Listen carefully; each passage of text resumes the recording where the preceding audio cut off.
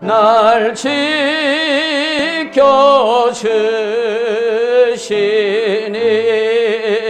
그 큰 사랑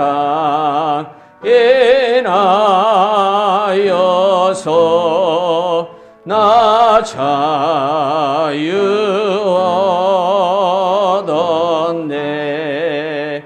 나의 구원 되신 주님, 내 소망 되신 주, 항상 나와 함께 하셔 곧 다시 오시리. 나를 거룩하게 하려 주 너를 부르니 주의 은혜 내게 넘쳐 주 뜻을 이루리.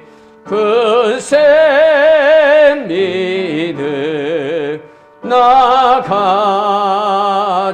가지고 주 말씀 따르면 주님 다시 강림할 때 날 영접하시리. 아멘. 묵상 기도드림으로 하나님 앞에 주일 오전 예배 드리겠습니다. 기도하겠습니다. 아버지께 참되게 예배하는 자들은 영과 진리로 예배할 때가 오나니 곧 이때라. 아버지께서는 자기에게 이렇게 예배하는 자들을 찾으시느니라. 아멘.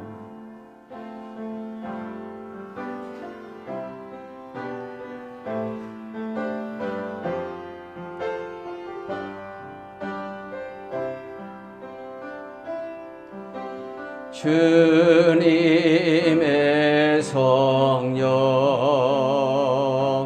지금 이곳에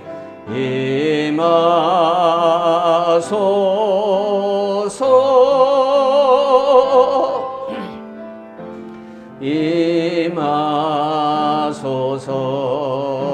임하소서. 주님의 성령 지금 이곳에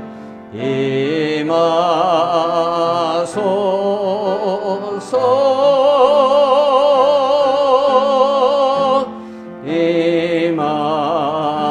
임하소서. 할렐루야.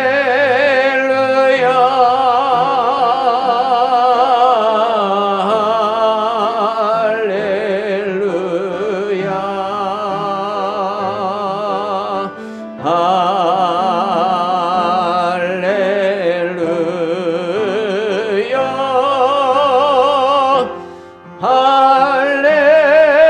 할렐루야. 전능하사 천지를 만드신 하나님 아버지를 내가 믿사오며 그의 아들 우리 주 예수 그리스도를 믿사오니 이는 성령으로 잉태하사 동정녀 마리아에게 나시고 본디오 빌라도에게 고난을 받으사 십자가에 못 박혀 죽으시고 장사한 지 사흘 만에 죽은 자 가운데서 다시 살아나시며 하늘에 오르사 전능하신 하나님 우편에 앉아 계시다가 저를서 산 자와 죽은 자를 심판하러 오시리라. 성령을 믿사오며 거룩한 공의와 성도가 서로 교통하는 것과 죄를 사하여 주시는 것과 몸이 다시 사는 것과 영원히 사는 것을 믿사옵나이다. 아멘.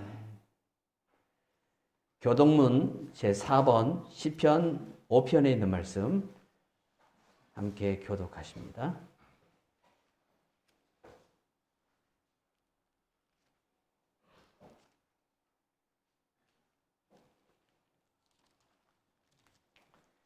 여호와여, 나의 말에 귀를 기울이사 나의 심정을 헤아려 주소서. 나의 왕 나의 하나님이여, 내가 부르짖는 소리를 들으소서. 내가 주께 기도하나이다. 여호와여, 아침에 주께서 나의 소리를 들으시리니 아침에 내가 주께 기도하고 바라리이다. 주는 죄악을 기뻐하시는 신이 아니었으니 악이 주와 함께 머물지 못하며 오만한 자들이 주의 목전에 서지 못하리이다. 주는 모든 행악자를 미워하시며 거짓말하는 자들을 멸망시키시리이다. 여호와께서는 피 흘리기를 즐기는 자와 속이는 자를 싫어하시나이다.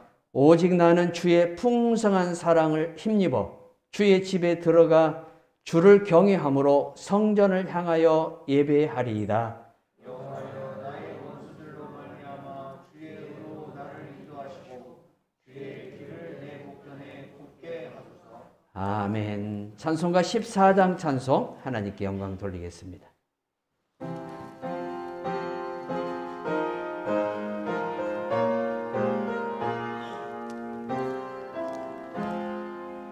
주리 하나님 하늘에 계시니 온천하 만민 주 앞에 찬송하니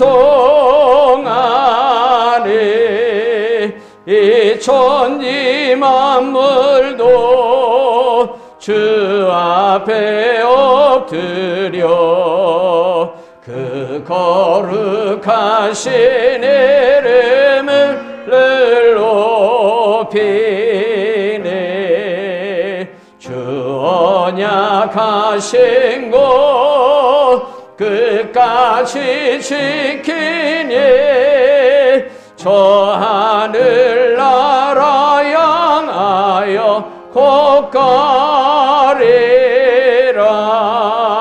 주 얼굴 배울 때 내 마음이 기쁘고 영원히 주의 찬송하네.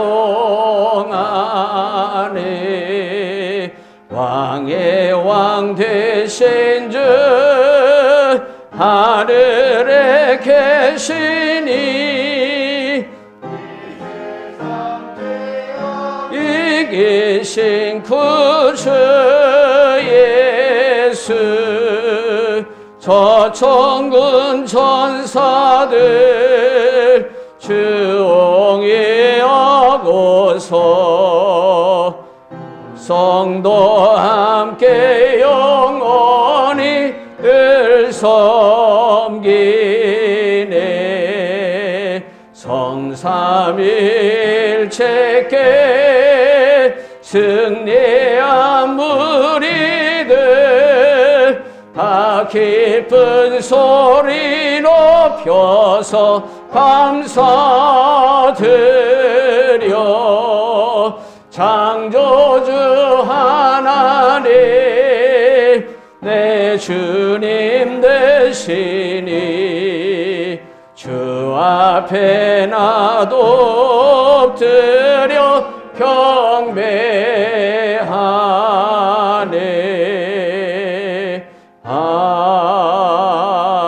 아멘. 우리 주 하나님 아버지를 이 시간도 찬양하옵고 경배하옵나이다. 오늘도 저희들에게 거룩한 이 성의를 허락하여 주시고 오늘도 하나님 앞에 나와 저희들이 예배하며 주님 앞에 영광을 돌리오니 하나님 우리 예배를 받으시옵고 또 이 예배 가운데 함께하여 주시며 임재하여 주셔서 우리가 여호와로 말미암아 즐거워하고 우리 하나님께서 우리 예배로 인하여 영광 가운데에 기쁨이 넘치는 귀한 시간 될 수 있도록 하나님의 시간도 은혜를 내려 주시옵소서. 주님을 사모하고 주님을 구하오니 하나님의 시간도 우리에게 오셔서 좌정하여 주시옵고, 또한 주의 입을 열어 저희들에게 말씀하여 주시며 우리 안에 주시는 귀한 믿음으로 주의 말씀을 들어 순종하여 아브라함처럼 의에 이룰 수 있도록, 또한 이 말씀을 믿음으로 순종함으로 하나님의 놀라운 은혜와 사랑과 축복하심이 우리의 삶 속에 차고 넘칠 수 있도록 은혜 내려 주시기를 기도하고 원하옵나이다. 하나님, 우리의 삶을 주장하여 주시옵고, 우리가 손으로 하는 그 모든 일들과 또한 우리가 계획하며 행하는 그 어떤 일들이 헛되지 않도록, 파수꾼의 경상함이 헛되다라는 그 말씀이 우리의 삶 가운데 나타나지 아니하고 오직 하나님의 도우심과 또 사랑하는 자에게 잠을 주신다는 이 하나님의 말씀이 우리의 삶 가운데에 편안함과 평강으로 차고 넘칠 수 있도록 인도하여 주시옵소서. 아버지 하나님, 감사합니다. 오늘도 주의 영이 저희들을 붙들어 주시옵고 성령이 함께하는 예배 시간이 되게 하여 주시며, 또한 우리가 한 주간 살아오면서 아버지 앞에 부족하고 연약함으로 인하여 지은 모든 죄도 용서해 주시고 씻어주시며 정결하게 하여 주시옵소서. 우리 예수님의 보혈의 피로 또 우리 예수님의 거룩한 말씀으로 저희들을 새롭게 하여 주시옵고, 교회를 새롭게 하시며 성도를 새롭게 하시며 나라와 민족을 새롭게 하시고 이 열방을 새롭게 하실 하나님을 이 시간도 우리가 기다리며 소망하며 영광을 돌리게 하여 주시옵소서.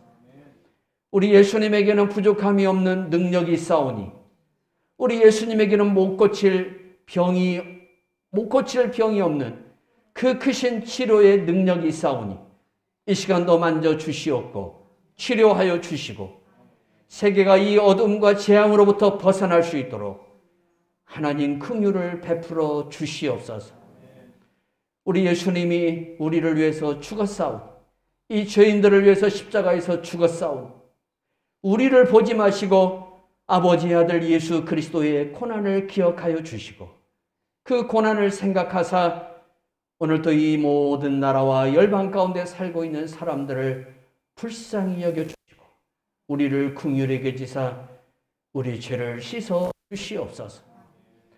또한 이 재난을 통해서 하나님, 우리가 하나님 앞에서 마땅히 어떠한 사람으로 살아가야 할 것인가를 다시 한번 돌아보고, 인간이 너무나도 연약한 존재이며 인간이 개발한 어떤 과학이나 의학이 결코 인간을 지킬 수 없다는 것을 이러한 어려움을 통해서 우리가 많이 깨달았사오니 결국 우리를 지키시고 우리와 함께 하시며 우리에게 생명을 주시는 이가 하나님이심을, 우리 예수님이심을, 우리 성령님이심을 다시 한번 새기고 성삼위 하나님과 늘 동행하는 우리의 삶이 될 수 있도록 은혜 내려 주시옵소서.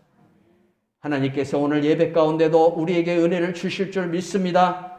성령이 저희들을 붙들어 주실 줄 믿사오니 주의 영이 충만하게 하시고 또 성령께서 우리 마음 가운데 주시는 이 귀한 믿음의 말씀을 우리가 아멘하고 순종하여 아버지여 우리 삶 속에 우리 살아계신 하나님의 영광이 나타나며 우리의 삶은 아버지의 성령으로 말미암아 또 말씀을 통한 믿음을 통해서 기름 부음이 넘칠 수 있도록 은혜 내려 주시옵소서.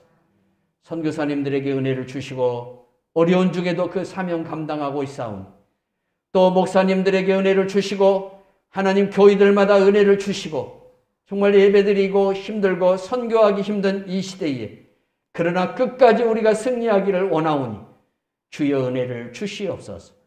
성도들의 가정에 축복하여 주시고 성도들이 하는 그 모든 일들 가운데 우리 하나님이 함께하여 주시옵소서. 이 어려움으로 인해서 무너지는 가정이 없게 해주시고 끝까지 하나님 아버지 견디고 이겨서 승리하는 귀한 성도들의 믿음이 될 수 있도록 축복하여 주시옵고 하는 일마다 하나님 아버지 이제 우리 하나님께서 모든 것들을 이기고 견딜 수 있는 믿음을 주시며 그 믿음을 따라서 우리 하나님의 살아계신 표적과 기사가 하는 모든 손길들이 차고 넘칠 수 있도록 은혜 내려 주시옵소서. 이 시간도 주의 은혜를 구합니다. 주여 우리에게 오셔서 우리에게 은혜를 부어주시고, 우리는 연약하오니, 우리는 부족하오니 완전하신 우리 하나님 아버지, 우리 왕이 되어주셔서, 우리 주인이 되어주셔서 우리를 다스려 주시옵소서. 예수 그리스도의 이름으로 감사하고 기도하옵나이다. 아멘.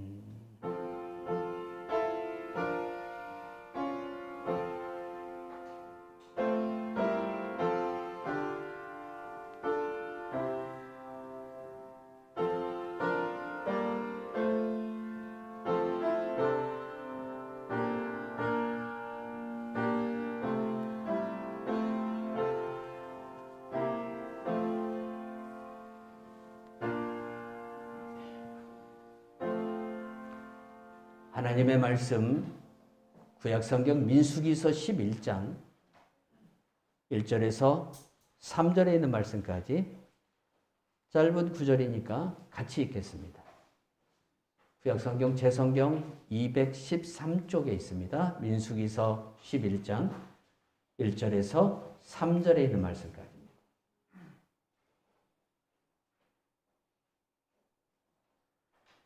같이 읽어요. 여호와께서 들으시기에 백성이 악한 말로 원망하매 여호와께서 들으시고 진노하사 여호와의 불을 그들 중에 붙여서 진영 끝을 사르게 하시매 백성이 모세에게 부르짖음으로 모세가 여호와께 기도하더니 불이 꺼졌더라. 그곳 이름을 다베라라 불렀으니 이는 여호와의 불이 그들 중에 붙은 까닭이었더라. 아멘.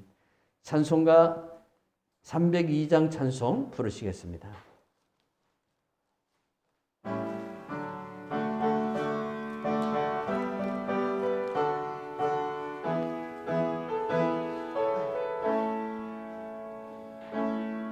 하나님 넓고 큰 은혜를 저 큰 바다보다 깊다. 너 곧 다주를 끌러 깊은 데로 저 한가운데 가보라. 언덕을 떠나서 장파에 배 띄워 내 주 예수 은혜의 바다로 내 맘껏 져가라. 왜 너 인생은 언제나 거기서 저 큰 바다 물결 보고 금이 모르는 깊은 바다 속을 한 번에 헤아려 안 보나. 언덕을 떠나서 장파에 배 띄워 내 주 예수 은혜의 바다로 내 맘껏 져가라. 많은 사람이 얕은 물가에서 저 큰 바다 가려다가 찰싹거리는 작은 마도 보고 마음이 졸여서 못 가네. 언덕을 떠나서 장파에 배 띄워 내 주 예수 은혜의 바다로 내 맘껏 져가라. 자고 가거라 이제 곧 가거라 저 큰 은혜 바다 향해. 자고 내 너를 저 깊은 데로 가라. 망망한 바다로 언덕을 떠나서 장파에 배 띄워 내 주 예수 은혜의 바다로 내 맘껏 쳐가라. 이스라엘 백성들이 애굽에서 나와서 가나안 땅까지 들어가는 출애굽의 경로를 살펴보면 이스라엘 1세들, 애굽에서 나온 이스라엘 1세들의 그 삶이 출애굽기와 민수기서를 통해서 자세하게 기록되어 있어요. 근데 우리들이 출애굽기나 민수기서를 읽다가 보면 왜 이분들의 삶이 하나님으로부터 숱한 징계와 책망과 또한 하나님의 기쁨이 되지 못하는 그러한 삶으로 시작해서 그러한 삶으로 왜 마쳐야만 되었을까라는 그 의문과 그 궁금증이 참 가득해질 수밖에 없어요.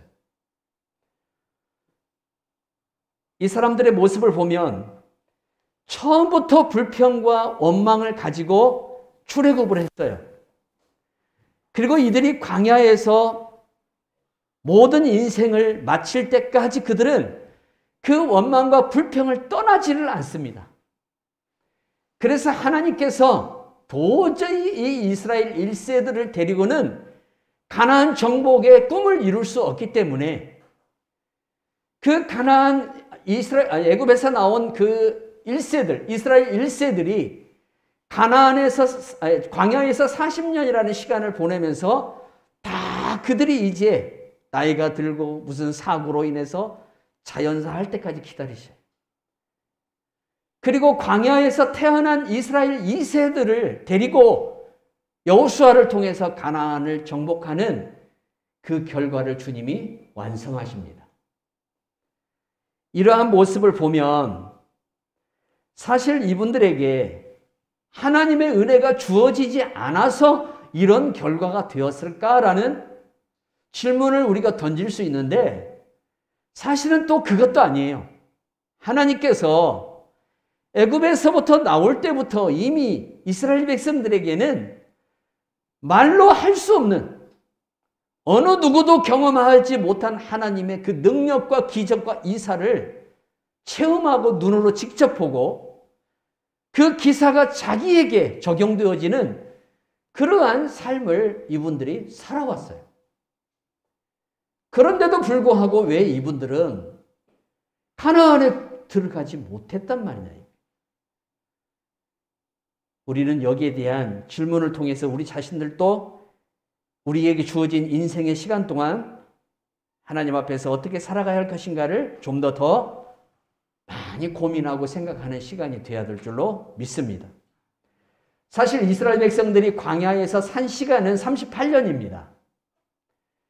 그들이 38년 동안 광야 생활을 마치고 그 신경야 생활을 마치고 이제 어디로 올라오냐면 요단 동편으로 올라와서 2년 정도를 거기에 거주를 해요. 그리고 이 2년이라는 남은 시간 동안 모세가 죽고 여호수아가 이스라엘의 지도자로 세워지고 그리고 여호수아를 통해서 이제 요단강을 건너서 요단 서쪽에 있는 모든 가나안 땅들을 정복하기 시작하죠. 이러한 역사가 나타나기까지 총 40년이라는 시간이 이들에게 소요됩니다. 그런데 이분들이 40년 동안 광야에서 살지 않아도 되었습니다. 이들이 광야에서 살게 된 이유는 이들에게 있어요. 다른 사람에게 있는 게 아니라 그 원인과 그 책임이 이스라엘에게 있어요. 하나님께서는 그들이 1년 만에 가나안 땅을 들어갈 수 있는 애굽에서 나와서 1년 만에 가나안 땅을 들어갈 수 있는 기회를 주셨어요. 출애굽기서는 이스라엘 백성들이 애굽에서 시내산까지 오는 과정을 기록해 놓았고 시내산에서부터 가나안에 들어가는 그 입구까지의 모든 과정은 민수기서가 기록을 해놨어요. 그런데 이들이 애굽에서 출발하는 그 단계에서부터 하나님 앞에 어떤 모습을 보이고 살아왔는가를 우리가 출애굽기를 보면 자세하게 알 수 있어요. 모세가 하나님의 부르심을 받아서 또 명령을 받아서 바로 앞에 가서 이스라엘 백성들을 이제 다 내줘라 그래. 그들의 조상들에게 약속한 땅으로 가겠다. 그럴 때 바로가 순순히 듣겠습니까? 안 듣죠. 그래서 이스라엘 백성들을 더 힘들게 하고 더 어렵게 만듭니다. 집을 주지 않고 벽돌을 만들으라고 이제 요구를 하기 시작하죠. 더 학대를 하기 시작합니다. 그러니까 이스라엘의 당시에 그 지도자 그룹에 있던 사람들이 모세를 찾아가서 원망을 합니다. 왜 쓸데없이 출애굽 이 얘기를 꺼내가지고 우리를 힘들게 하냐 이거예요. 하나님께서 진정한 자유를 주려고 하는데도 불구하고 그 자유를 찾기까지 조금의 고통과 어려움을 감수하고 이기려고 하는 것이 아니라 도리어 육체적인 어떤 고통이 좀 더 가해질 때에 그걸 못 이겨가지고 뭐라고 얘기를 하냐면 쓸데없는 짓 하지 말라는 거야. 우리 이렇게 살다가 죽을란다 이게. 누구 입에서 그 이야기가 나오냐면 이스라엘 백성들 입에서 나오는 거예요. 그러면서 모세를 원망해요. 이게 원망의 시작이에요. 그래도 하나님은 이스라엘 백성들을 사랑하셔서 애굽 땅에 10개의 재앙을 쏟아붓습니다. 여러분이 이 재앙은 보통 재앙으로 생각하면 안 돼요. 우리가 지금 겪는 이 코로나를 생각해 보세요. 코로나 하나하나는 이 재앙을 통해서도 이 전 세계의 경제 문제, 모든 문제들이 정말 어려워지고 참담해지고 있는데 애굽 땅에 내린 피재앙에서부터 장자재앙까지의 그 10개의 재앙이 그 땅에 쏟아졌다는 거예요. 그러므로 인해서 애굽 사람들에게 오는 고통이라는 것은 차라리 죽는 게 낫다. 이렇게 사는 것보다 차라리 죽는 게 낫다라는 그들 나름대로의 결론을 얻을 수밖에 없는 재앙들이었어요. 나일강이 피가 돼버립니다. 그들이 이제까지 신으로 섬겼던 각종 형상의 동물들이 자기들에게 도리어 해를 주고 고통을 주기 시작합니다. 마치 우리가 사는 시대하고 똑같습니다. 우리의 편리한 자원들, 우리를 유익하게 하는 여러 가지 과학적 도구들이, 우리를 편리하게 하는 이 플라스틱 제품들이 결국에는 지금에 와서 우리들에게 엄청난 피해를 주고 있고, 바다에서 잡는 여러분 조개류나 생선류를 보면 플라스틱, 그 미세 플라스틱들이 다 그 생선의 몸속에 또한 그 조개류의 몸속에 다 있는 것을 볼 수가 있어요. 그것이 인간이 섭취해서 결국 인간의 건강이 그러한 것들로 인해서 파괴되고 있어요.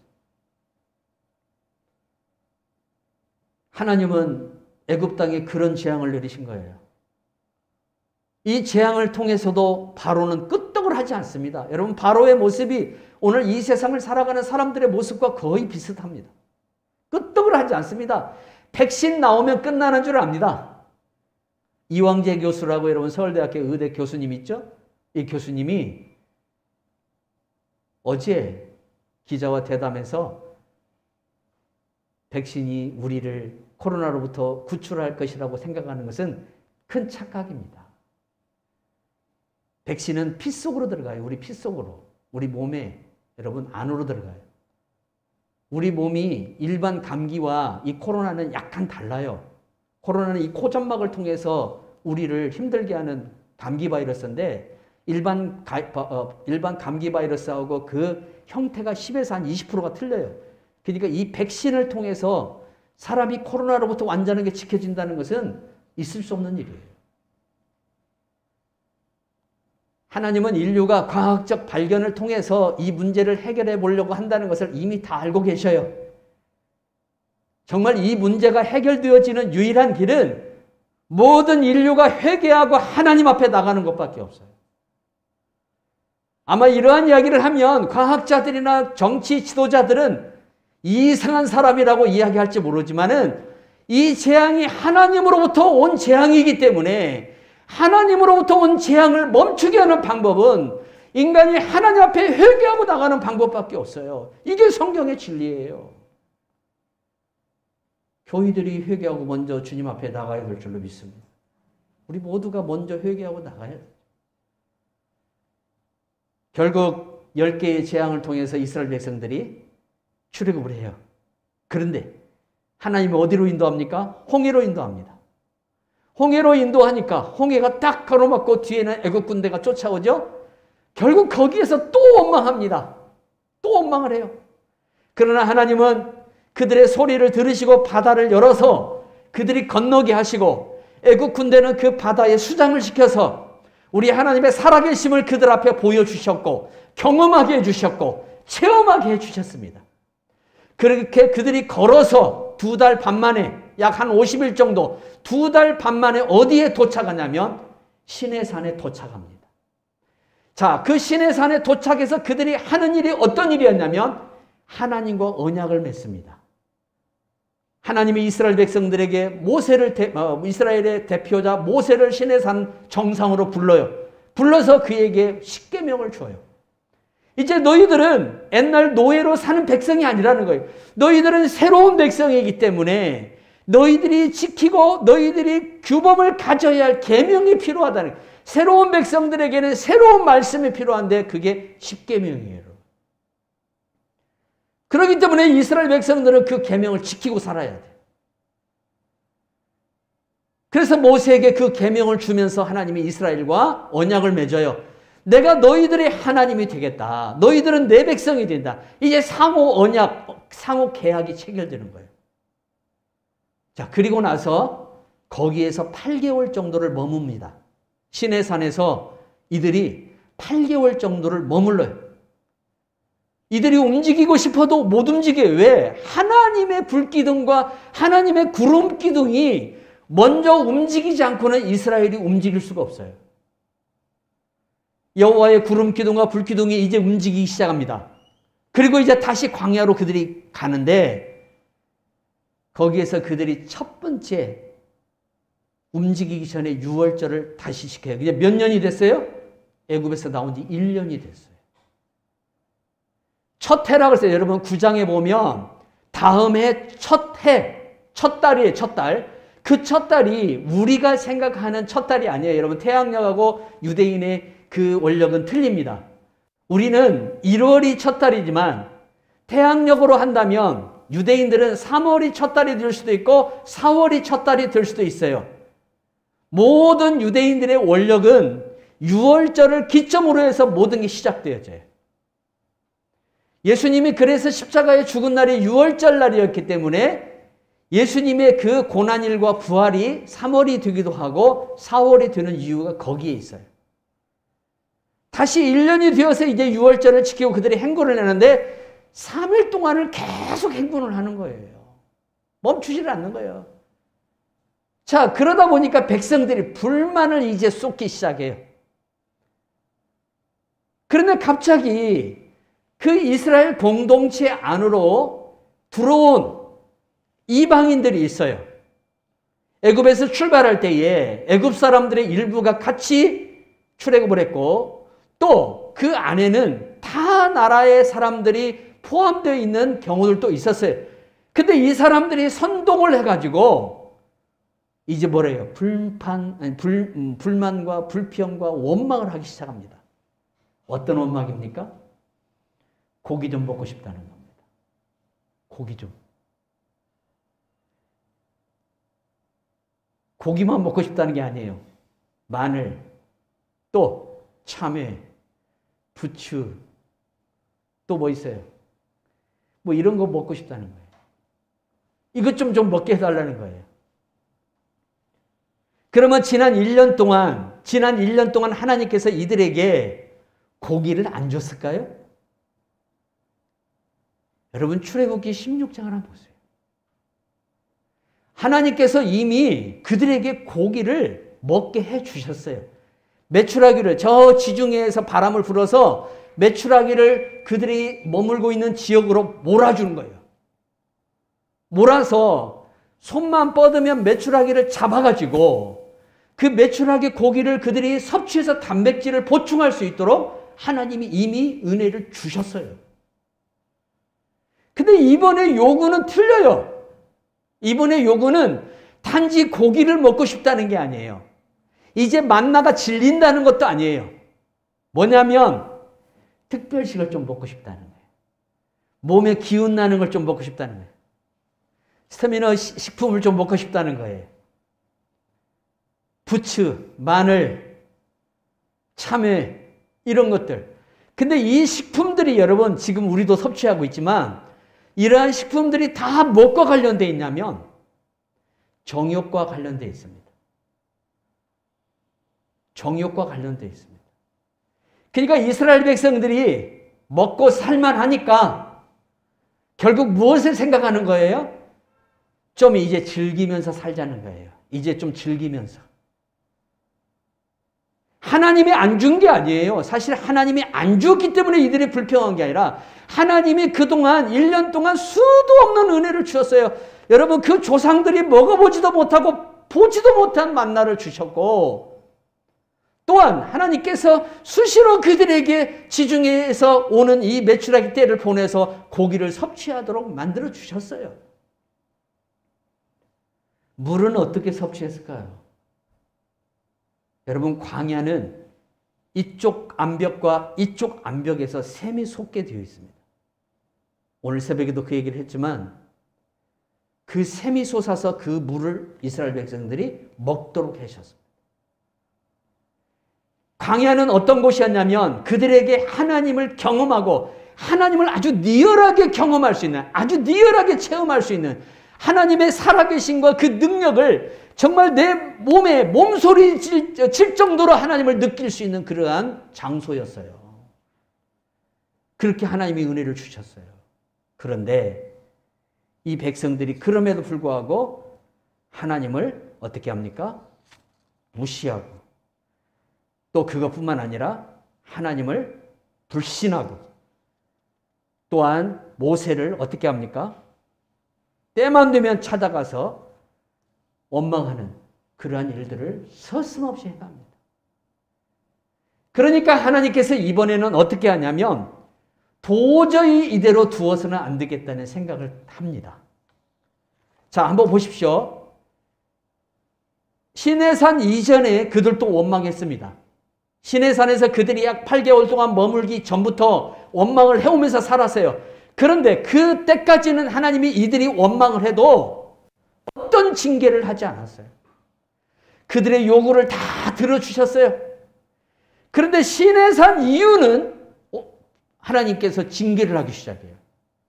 원망을 하면 그 원망에 대한 값을 치르게 만들어놔요. 불뱀에 물리게 만들어요. 독사에게 물리게 만들어요. 그것뿐만 아니라 진영에서 불이 나와서 이 여러분 텐트를 하잖아요. 야영을 하잖아요. 그 야영하는 그 텐트를 태우게 만들고 사람들이 그 불에 다 어떻게 해요? 노출되게 만들어놔요.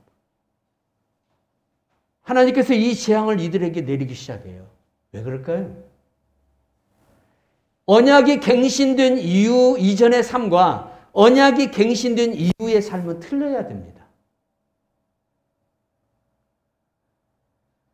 언약이 갱신된 이후에는 언약의 백성으로 살아야 됩니다.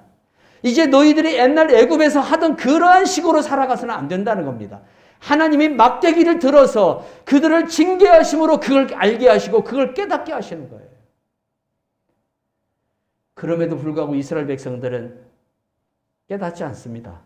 끝까지 이들은 어떻게 합니까? 계속 원망하고 불평해서 결국 가나안 땅에 들어가지 못합니다. 그러면 이들이 원망과 불평의 자리로 나가는 이유가 뭘까요? 탐욕입니다. 하나님이 하나를 주시면 그 하나로 만족하지를 못해요. 자, 하나님이 고기를 안 준 것도 아니에요. 하나님이 그들에게 양식을 굶주리게 한 것도 아니에요. 애굽에서 나온 지 2달 반 만에 양식이 딱 떨어져 버렸어요. 애굽에서 가지고 나온 양식이 떨어졌어요. 이거 어떻게 살아나는 거예요? 그러나 하나님께서는 그들이 자고 나니까 지면에 하얀 만나를 내려서 이게 과자 같다 그랬어요. 누구도 먹어보지 않는 음식입니다. 이 음식은. 이 음식은 이스라엘 백성들이 가나안에 딱 들어가는 그 순간 멈춰버립니다. 더 이상 만나가 필요하지 않다는 거예요. 이제는 가나안에 이미 모든 것들이 준비되어 있기 때문에 너희들에게 만나를 주지 않고 가나안에 있는 것들을 취해서 너희들이 먹으면 된다는 거예요. 가나안에 들어가기까지 하나님이 40년 동안 그들에게 만나를 주어서 만나를 먹게 했어요.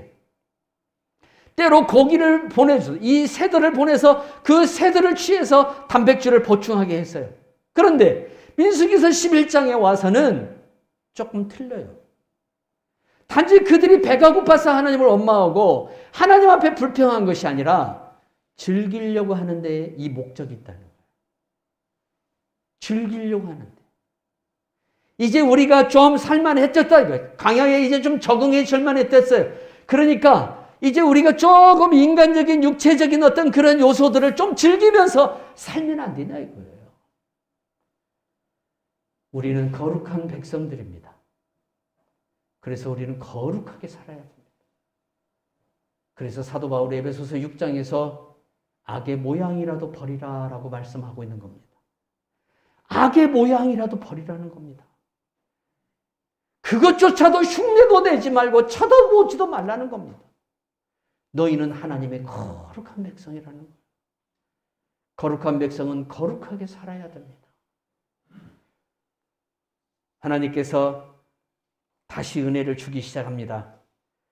그래서 이들이 이제 여기에서 하나님의 이 징계를 맛본 이유, 결국 이들은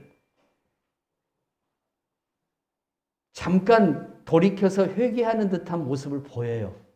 그런데 문제는 모세가 지쳐버렸어요.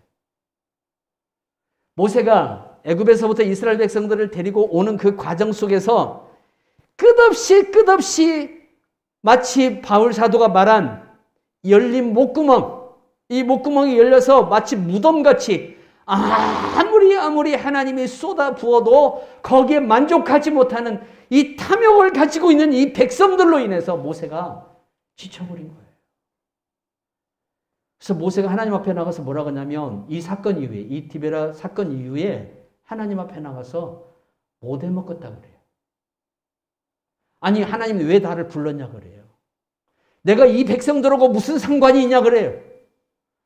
내가 이 백성들하고 무슨 상관이 있게 나를 불렀고 나를 불렀으면 좀 이런 현상이 안 일어나야 되는데 왜 이런 일들이 자고 나면 계속 일어나야 되냐 이게.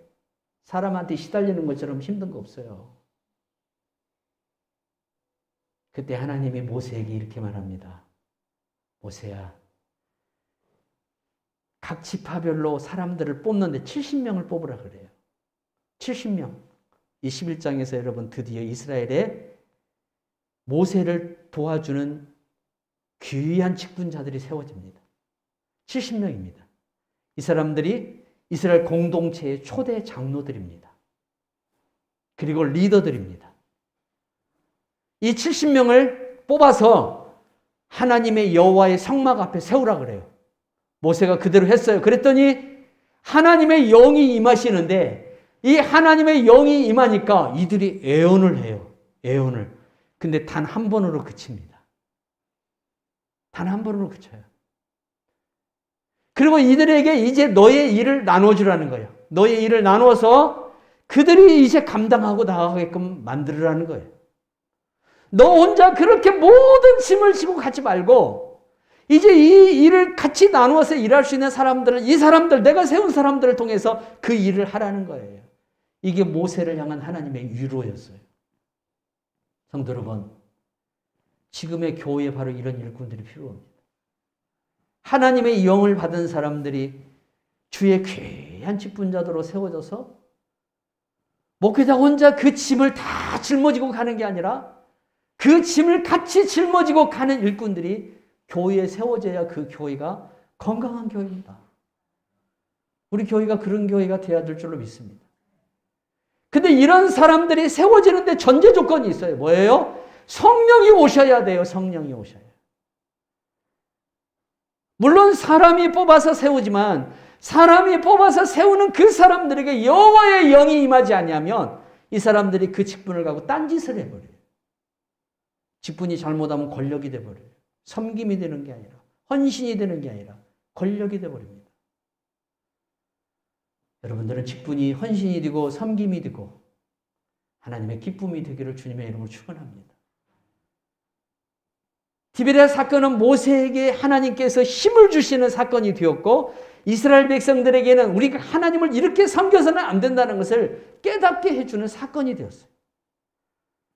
얼마나 무서운 하나님입니까? 시내산 이전까지는 그냥 무슨 짓을 해도 다 하나님이 덮고 갔습니다. 그러나 시내산 이후부터는 절대 그걸 봐주지를 않아요. 우리가 감사하지 못하는 이유가 뭘까요? 하나님을 모르기 때문에 그래요. 지금 내가 아무리 어렵고 힘든 일을 겪어도 이 일을 통해서 하나님께서 나를 향한 그 뜻을 이루시고 나를 통한 하나님의 계획을 성취하실 것이라는 그 믿음이었기 때문에 우리가 감사하지 못하는 거예요. 아브라함을 한번 보실까요? 아브라함은 믿음의 조상이죠. 오늘날에도 여러분 그 사람의 이름은 우리 입에서 수도 없이 불려지고 우리가 정말 흠모하는 사람 중에 한 사람으로서 우리가 그 믿음을 담기를 원합니다. 그런데 아브라함이 이렇게 믿음의 조상이 되기까지는 하나님을 아는 지식이 있었기 때문에 그렇습니다. 나는 여러분들이 하나님을 모르는 분이 되지 않기를 주님의 이름으로 축원합니다. 정말 하나님을 알아야 됩니다. 어디에서 알아야 되느냐? 우리가 성경을 통해서도 알지만 내 생활 속에 경험되어지는 하나님이 계셔요. 나를 인도하시고 나에게 역사하시는 하나님이 있어요. 이 하나님을 내가 체험함으로, 내가 이 하나님을 경험함으로 내가 아는 하나님에 대한 지식이 되고 그 하나님과 내가 동행할 때에 여러분들에게 아브라함에게 주었던 하나님의 은혜가 나타나기 시작해요. 아브라함이 하나님 앞에 부름받은 장소가 메소포타미아예요. 지금의 이라크, 우르라는 지역입니다. 하나님이 아브라함을 거기서 부르셨습니다. 아브라함아, 내가 너에게 지시하는 땅으로 가라. 메소포타미아 사람. 셈족의 후에 그도 우리들처럼 이방인 중에 한 사람이었어요. 그 아브라함을 하나님이 불러서 가나안 땅으로 가라고 그랬어요. 내가 지시하는 땅으로 가라. 그런데 아브라함이 하나님의 말씀을 듣고 바로 가나안 땅에 들어간 게 아니라 지금의 터키 남부에 가면 하란이라고 있습니다. 시리아하고 국경지대에 있는 그 하란에 머무릅니다. 거기에서 뭐합니까? 아버지 데라가 죽을 때까지 기다립니다. 그리고 그 강 건너편에서 아브라함도 아버지와 함께 무엇을 섬겼냐면 우상을 섬겼습니다. 그런데 하나님은 어떤 하나님이세요? 너 내가 가라고 했으면 가야지. 왜 그러고 있으면서 나타나가지고 때리고 부수고 협박하고 막 어려움을 주는 하나님이 아니셨어요. 마치 이방의 잡신들처럼 뭘 안 하면 막 죽어? 무당들한테 가서 하는 듣는 말이 뭔 말이에요? 이렇게 안 하면 죽어. 너 뭔 일 생겨. 이게 무당들이 하는 짓거리예요, 이게. 우리 하나님 그런 하나님이 아니라는 거예요. 기다려 주셔요. 끊임없이 기다려 주셔요. 아브라함이 하나님의 말씀을 순종할 때까지 기다려 주셨어요. 아무런 해를 그에게 가하지 않았어요. 그리고 이제 드디어 아브라함이 데라가 죽은 이후에 가나안 땅으로 들어옵니다. 근데 가나안 땅에 들어와서 보니까 살만한 땅이 못 되거든요. 하나님은 젖과 꿀이 흐르는 땅이라겠는데 그가 막상 눈으로 가서 보니까 젖과 꿀이 흐르는 땅이 아니라 살기 힘든 땅이에요. 목축업을 하기 힘든 땅이에요. 그래서 어디로 갑니까? 애굽으로 내려갑니다. 애굽에서 내려갔다가 큰 환난을 당합니다. 아내를 뺏겨버립니다. 바로에게. 하나님께서 그날 밤에 바로에게 나타나셔서 사라의 몸에다가 손가락 하나만 대도 내가 네 집안을 가만히 두지 않게 네 권자를 다 무너뜨려 버리겠다고 하나님께서 경고를 하시죠. 그래서 아브라함이 하나님의 도움을 따라서 다시 가나안 땅으로 다시 올라옵니다. 근데 가나안 땅에 와서 블레셋 왕 아비멜렉에게 또 아내를 뺏깁니다. 그때도 하나님이 아비멜렉에게 나타나서 진노하셔버립니다. 아브라함의 가정이 그래서 지켜집니다. 그것뿐만 아니라 아브라함이 뭐만 하면 하나님이 형통하게 하고 조카 롯의 일로 인해서 전쟁을, 여러분 성경에 나오는 최초의 전쟁이에요. 이 전쟁 속에서 아브라함이 승리자가 되게 만듭니다. 이러한 일련의 과정을 쭉 아브라함이 겪어요. 아브라함이 살아가면서 수많은 하나님을 경험해요. 그리고 끝내는 그가 정말 아들을 낳을 수 없는 나이에 아들을 낳아요. 그게 이삭이에요. 그런데 어느 정도 이 아들이 자라고 이제 이 아들이 스스로 모든 것을 판단하고 살아갈 수 있을 때쯤 하나님이 아브라함에게 뭐라 그래요? 아브라함아, 네 아들 독자 이삭을 저 모리아 산에 가서 제물로 드려라. 청천벽력과 같은 소리를 주님이 하고 있는 거예요. 내가 잘못 들었나? 내가 이거 마귀 소리지. 하나님이라면 이럴 수가 없지. 우리들 같으면 아마 그런 생각을 많이 했을 거 아니에요? 아브라함은 두말하지 않았어요. 사라한테 가서 상의하지도 않았어요. 그냥 그 자리에서 바로 이삭을 데리고 장작을 준비해서 종들과 함께 모리아 산으로 가서 산 아래에 종들을 놔두고 아들만 데리고, 그것도 아들의 등 위에다가 아들을 죽여서 제물로 드릴 땔감을 아들의 이 등 위에다가 얹혀놓는 거예요. 그리고 산 올라가는 거예요. 미친 아버지가 아니고서야 어떻게 이런 일을 해요. 그러나 아브라함이 하나님의 말씀에 이렇게 순종할 수 있었던 이유가 뭘까요?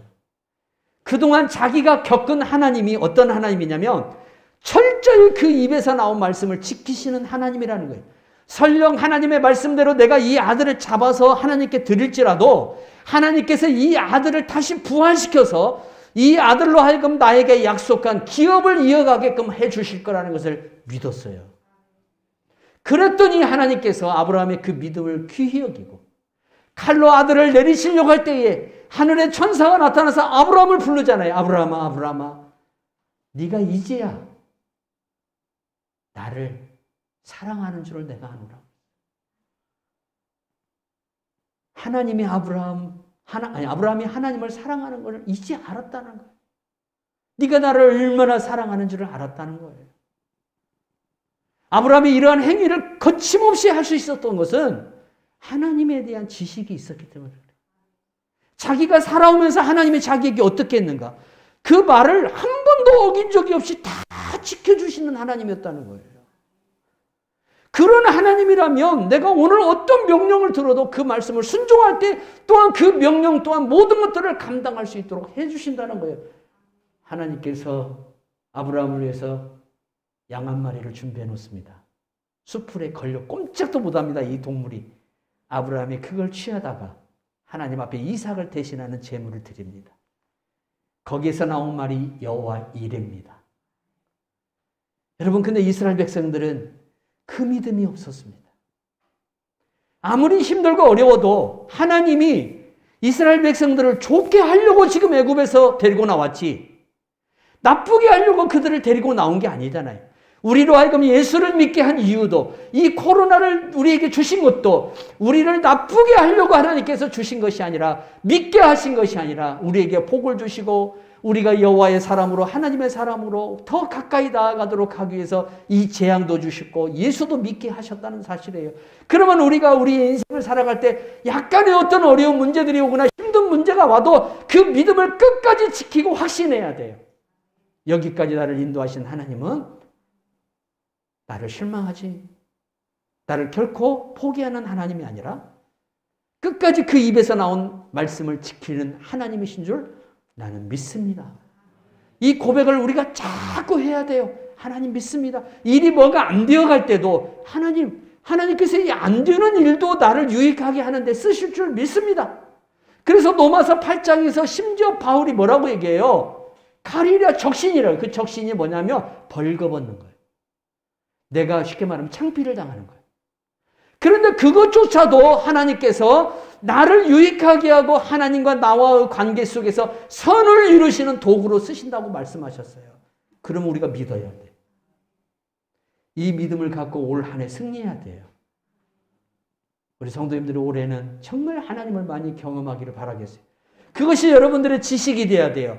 그러한 그 경험을 통해서 하나님을 아는 지식이 되고 하나님을 아는 알미 되어서 그 믿음을 갖고 살아갈 때에 앞으로도 여러분들에게 하나님께서 어떤 것을 시험하실지 몰라요. 어떤 문제를 여러분들에게 테스트할지 몰라요. 그러나 그때마다 우리들이 지나간 시간 속에서 나에게 함께 하시는 하나님을 신뢰한다면 그 어떤 시험이 오고 어떤 문제가 와도 여전히 하나님을 신뢰하고 나갈 수가 있어요. 하나님이 그걸 지금 이스라엘 백성들에게 가르쳐 주기를 원하는 거예요. 그렇게 깨달으는 거예요. 너희 조상들이 그렇게 믿었다는 거예요. 근데 너희들은 왜 조금만 어려움이 오고 그러면 또 어떤 여유가 생기면 왜 인간의 그 탐욕을 앞세우고 그것을 쫓아가느냐 이거예요. 그렇게 살아서는 안 된다는 것을 따끔하게 보여주는 게 이 불지향입니다. 코로나가 얼마 갈 것인가 많은 사람들이 궁금합니다. 그런데 여러분 이게 평생 갈 수도 있습니다. 감기처럼 이제 우리 인간이 가지고 가야 될 문제입니다. 백신도 중요하지만 치료제가 나와야 되는데 중요한 건 치료제예요. 근데 우리나라가 이제 치료제를 곧 시판할 그러한 단계까지 왔더라고요. 뉴스를 보니까, MBC 뉴스를 보니까. 그래서 하나님께 감사했어요.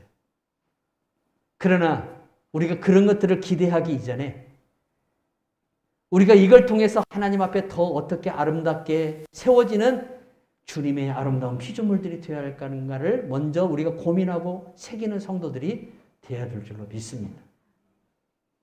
하나님을 알면 감사해요. 왜 하나님이 나를 그렇게 인도하셨는가? 좀 이 어려움을 왜 주셨는가를 도리어 감사하게 돼요. 근데 하나님을 모르면 자꾸 불평하고 원망하게. 때로는 우리를 인도하신 하나님을 도저히 모를 때가 있어요. 왜 이렇게 하시는 거야? 대체 왜 이렇게 하시는 거지? 라고 우리가 생각할 수밖에 없는 그런 환경으로 하나님 우리를 몰아갈지라도 그러나 그럼에도 불구하고 하나님은 우리를 유익하게 하고 우리에게 선을 베푸시고 우리를 복되게 하는 하나님인 줄 나는 믿습니다. 라는 그 믿음을 갖고 여러분이 끝까지 달려가면 하나님은 그렇게 만들어주셔요. 그 결과가 나온다는 것을 꼭 믿고 승리하시는 성도들이 되기를 주 예수의 이름으로 축원합니다. 하나님 아버지 감사합니다. 오늘도 귀한 예배 시간에 이 말씀을 나눌 수 있도록 은혜 주심을 감사합니다. 이스라엘 백성들이 하나님을 모르면 모를수록 하나님을 알려고 하지 않으면 않을수록 도리어 원망과 불평이 그들에게 더 크게 나타나는 것을 볼 수 있었습니다. 비록 그들이 불편하고 때로는 배고픔이나 목마름이 있을지라도 왜 하나님께서 우리에게 이러한 시간들을 허락하시는지를 고민해보고 더욱 하나님을 신뢰하고 하나님께서 이 모든 어려움도 다 이기게 하실 줄 믿으면 하나님께서 그들이 믿는 하나님으로 그들에게 역사할 텐데 불평이 앞서고 원망이 앞섰던 이스라엘의 모습을 보면서 하나님 우리 자신들의 또 우리들도 인생의 시간을 살아갈 때에 우리 또한 이스라엘 백성들처럼 반복해서 사는 어리석은 자가 되지 말고 아브라함처럼 그렇게 믿음으로 승리하는 우리의 삶이 될 수 있도록 은혜 내려 주시옵소서. 오늘도 우리 하나님께 감사드렸고 예수 그리스도의 이름으로 기도하옵나이다. 아멘. 찬송가 373장 부릅니다.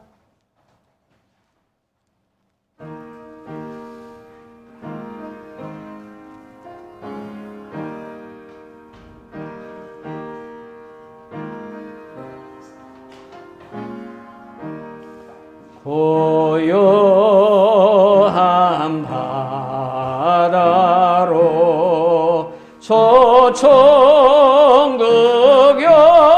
소총극영할 때 주에게 순풍 주시니 참 감사합니다. 그 물결 일어나 나 세지 못하나 이 풍랑이 연하여서 더 빨리 갑니다. 내 걱정 근심을 쉬었게 하시고 내 죄어든 영혼을 고팔게 하소서. 이 세상 고난가 주 뜻을 못 받고 내 몸에 의지 없을 때 그 믿음 주소서. 아멘.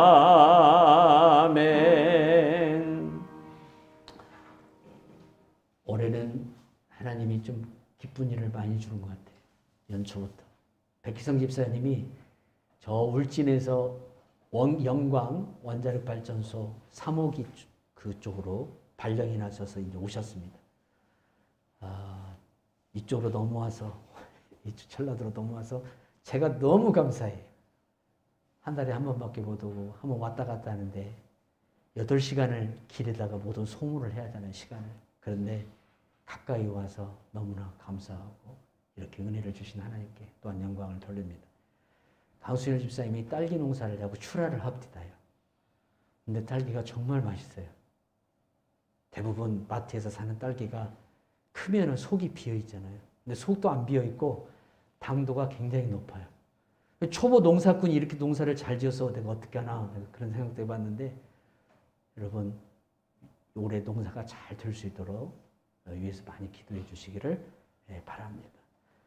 하나님 아버지 감사합니다. 오늘도 우리 하나님께서 우리에게 은혜를 주셔서 귀한 말씀 나누고 예배를 드리며 이 시간도 하나님 앞에 예물을 드리오니 받으시고 축복하여 주시옵소서.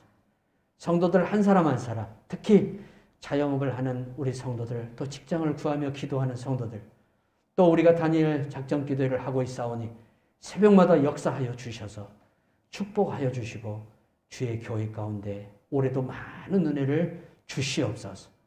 감사드립니다. 영광을 받으시옵고 예수님 이름으로 기도하옵나이다. 아멘. 노찬 성도님과 정은영 집사님이 이제 주일마다 예배를 잘 참석할 겁니다.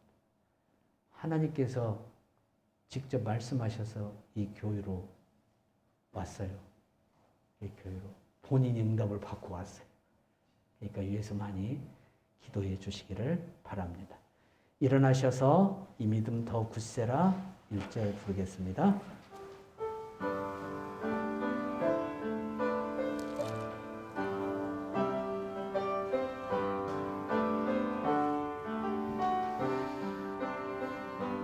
여기에 모인 우리 주의 은총 받은 자여라. 주께서 이 자리에 함께 계심을 아노라. 언제나 주님만을 찬양하며 따라가리니 시험을 당할 때도 함께 계심을 믿노라. 이 믿음도 굳세라. 주가 지켜주신다. 어둠 밤에도 주의 밝은 빛 인도하여 주신다.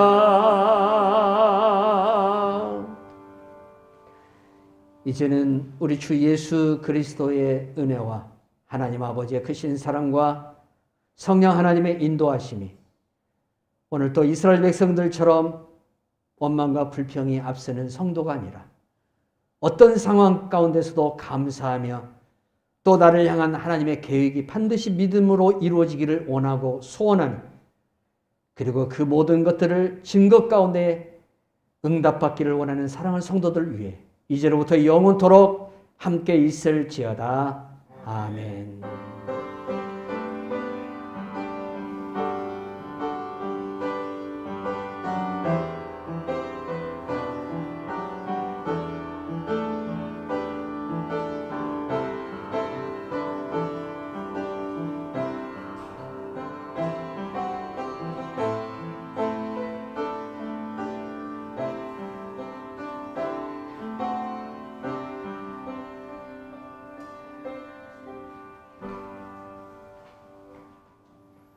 집사람과 함께 사랑합니다. 감사합니다. 서로 인사하시기 바랍니다.